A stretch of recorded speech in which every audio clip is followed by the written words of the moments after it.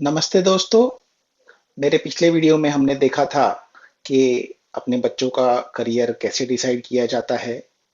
इस वीडियो में हम बात करेंगे कि क्या हमारे बच्चों के टीचर्स उतने मार्क्स लाते थे जितने वो हमारे बच्चों से अपेक्षा करते हैं।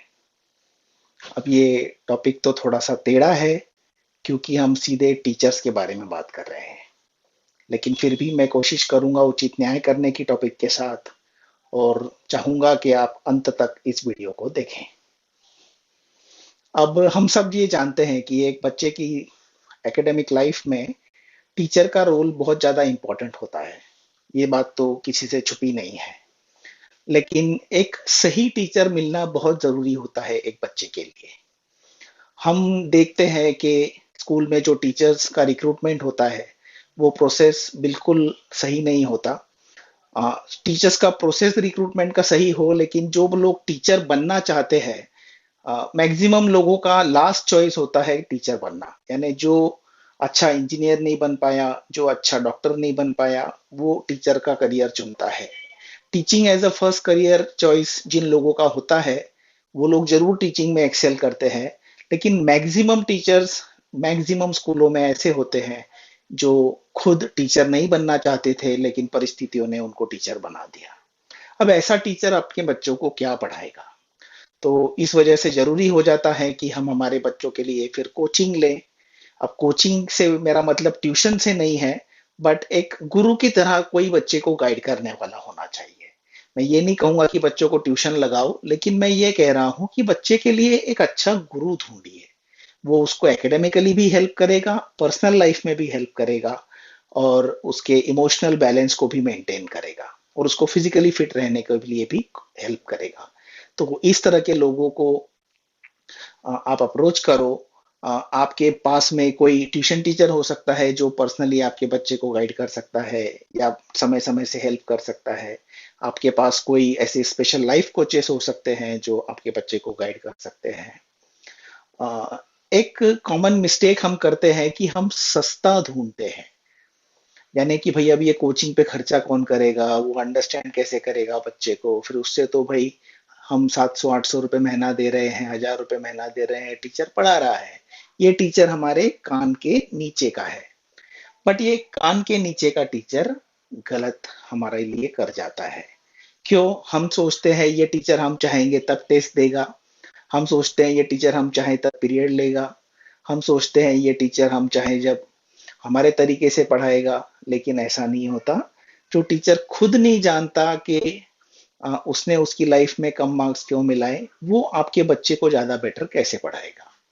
तो हमें कुछ क्राइटेरिया देखने पड़ेंगे कि टीचर एक अच्छा कैसे चुना जाए। I will give you a 5 point criteria.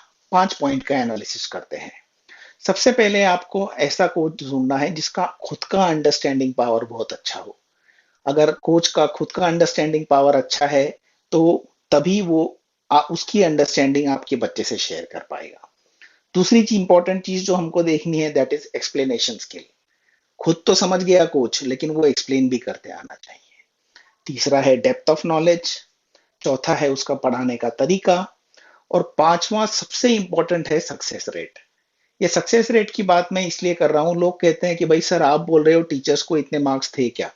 फिर सचिन तेंदुलकर के कोच आचरेकर सर थे, वो तो इतने फेमस क्रिकेटर नहीं थे पर उन्होंने तो सचिन को पढ़ाया। बात सही है, लेकिन आचरेकर सर के बाकी के सारे स्टूडेंट्स क्यों नहीं बने? बाकी के सारे स्टूडेंट्स सचिन के जितने सक्सेसफुल क्यों नहीं हुए? अगर वो सही में सक्सेसफुल कोच होते तो उन्होंने एक ही टी स्टूडेंट क्यों ऐसे आउटपुट दिया? दैट मीन्स सचिन तेंदुलकर का जो सक्सेस है वो उसका पर्सनल एफर्ट भी बहुत ज्यादा है। आचरेकर सर की जगह कोई और भी कोच उसी इक्विवेलेंट मिलता तो वो उतनी ही सक्सेस मिलाता। हमें अगर एक टीचर का सक्सेस रेट देखना है तो कंसिस्टेंटली कई बच्चों को, कम मार्क्स वालों को ज्यादा मार्क्स दिलाने वाला चाहिए, पीछे रहने वाले बच्चे को आगे लाने वाला चाहिए, इंस्पायर करने वाला चाहिए, कॉन्फिडेंस बढ़ाने वाला टीचर चाहिए। ऐसा कोच हमें ढूंढना है। सिर्फ ये नहीं कि सर मैंने फीस कम ली है, मैं आप बोलेंगे वैसा पढ़ाऊंगा, आप बोलोगे उतने टेस्ट लूंगा और आप बताओगे वैसे पढ़ाऊंगा। ऐसा करने वाला सिर्फ आपको बेवकूफ बना सकता है, आपको सही राय नहीं दे सकता है। और इसके बाद एक विषय, मेजर विषय आता है कि टीचर का क्वालिफिकेशन क्या होना चाहिए, तो क्वालिफिकेशन इसीलिए मायने नहीं रखता। पीएचडी वाला भी चाहे तो अगर नहीं उसकी अंडरस्टैंडिंग ठीक हो तो वो पढ़ा नहीं सकता है, जबकि एक नॉर्मल 10th पास या 12th पास टीचर या बीकॉम बीए बीएससी वाला भी इंजीनियरिंग या ग्रेजुएट्स को बहुत अच्छे से पढ़ा सकता है अगर उसकी खुद की नॉलेज अच्छी हो। परिस्थितियां लोगों को पढ़ाई से दूर रखती है कई बार, लेकिन लोग फिर भी पढ़ते हैं, प्राइवेटली पढ़ते हैं, एक्स्ट्रा रीडिंग करते हैं और नॉलेज गेन करते हैं। तो अल्टीमेटली एक पर्सन के पास कितना नॉलेज और अंडरस्टैंडिंग है ये उसको अच्छा कोच बनाता है। ये चीज आपको समझना बहुत जरूरी है। हम बहुत बार सोचते हैं कि स्कूल टीचर्स जो है वो बहुत इंटेलिजेंट होते हैं, या स्कूल टीचर ने फलाना फलाना बात कह दी तो वो सही ही है। ये बात गलत है। एक्चुअली जो स्कूल टीचर्स की इनएफिशिएंसी होती है वो स्कूल के जो स्ट्रक्चर को बनाया गया है उसमें ढक जाती है। आप स्कूल में जाके देख नहीं सकते हैं कि स्कूल टीचर क्या पढ़ाते हैं। आप स्कूल में जाके चेक नहीं कर सकते हैं, क्रॉस चेक नहीं कर सकते हैं कि स्कूल टीचर ने कितनी देर पढ़ाया कितनी देर नहीं पढ़ाया।